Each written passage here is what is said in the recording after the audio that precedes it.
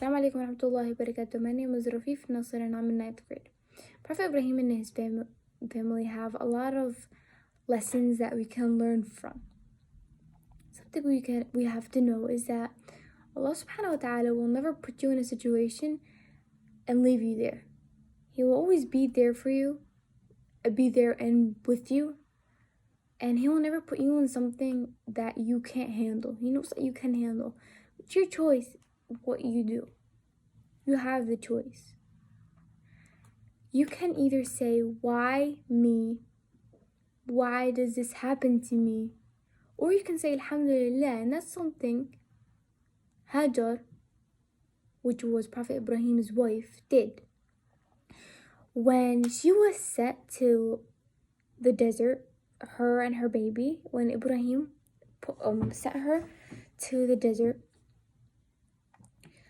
she didn't know that she was going there, but when she did go there, she was confused why Ibrahim was leaving her.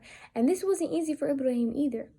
Ibrahim, he was a type who argued a lot, but when it came to other people's sake, but when it came to his sake, and Allah ordered him something, he does it right away with no questions. So this wasn't easy for him, but he had trust in Allah subhanahu wa ta'ala that they will be alright. And Hajar kept on asking him, why are you leaving us? But then when she asked him, is this an order from Allah? And when he said yes, she said, I'll be fine. Even though she was complaining, she said, I'll be fine. This shows how strong her iman was, how strong she was, how much trust she had in Allah. A whole new level of trust she had in Allah subhanahu wa ta'ala. She said, I'll be fine. Which she was in the middle of the desert. A little food, a little water, and a baby. Very hard situation. But she said, I'll be fine. She doesn't know how long she's going to be here. She doesn't know what's going to happen. So and when the situation happened of the Safa and Marwa, and her baby was crying and the echoes was everywhere, and she was running through a Safa and Marwa, and then suddenly she just heard her baby stop crying out of nowhere, and the first thing she would think of is that her baby is dead. This shows the hardship she was going through. But then when she came, she saw, and the way down the mountain wasn't 5 minutes, it was like half an hour or something like that. So when she reached the baby, she was running, she saw him playing with Zamzam. And this shows that after every hardship will come ease, the reward for her.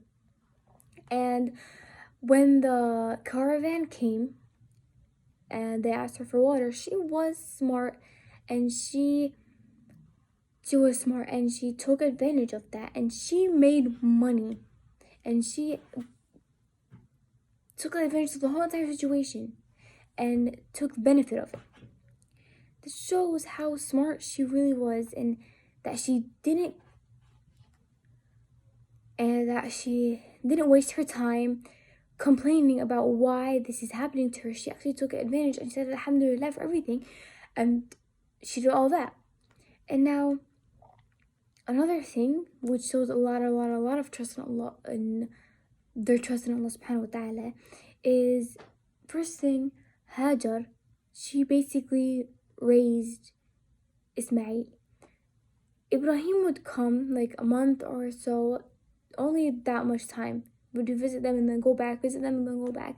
So most of Hajar basically raised Ismail. So when the order or the ru'ya came to Ibrahim to slaughter Ismail, which was hard from a father because he loved his son, he went to tell Hajar. Now, this shows that Hajar, her trust in Allah subhanahu wa ta'ala was top. She did not complain, she did not tell him no.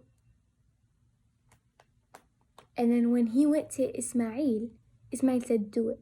That shows how much Hajar connected the bond between Ismail and her father. She didn't tell him bad things about Ibrahim. She told him good things about Ibrahim, and she made the bond between them very strong, that Ismail said, do it. And Ismail was like around a teenager at that time or something like that. And he had that much trust in Allah subhanahu wa ta'ala. Now, none of them knew that Ismail wouldn't die. They thought he would die. But Allah didn't let him die as a reward, and He sent down a sheep for them to slaughter. Now, this shows the trust in Allah subhanahu wa ta'ala. Their trust was complete, and their iman was complete. They didn't complain. They took advantage of it, and they said Alhamdulillah. This can teach us many things, many things, and we can apply that to our lives. That you don't have to always complain about being in a hard situation, because just know that it's a test. This whole life is a test. So you will obviously get tested. It won't always be happy. You will go through hardships, but know that Allah is always there, and He will never leave you. He will never ever leave you. Put you in a situation, He will always be there. So that can teach us not to complain always. I hope you benefit from this video. Assalamu alaikum.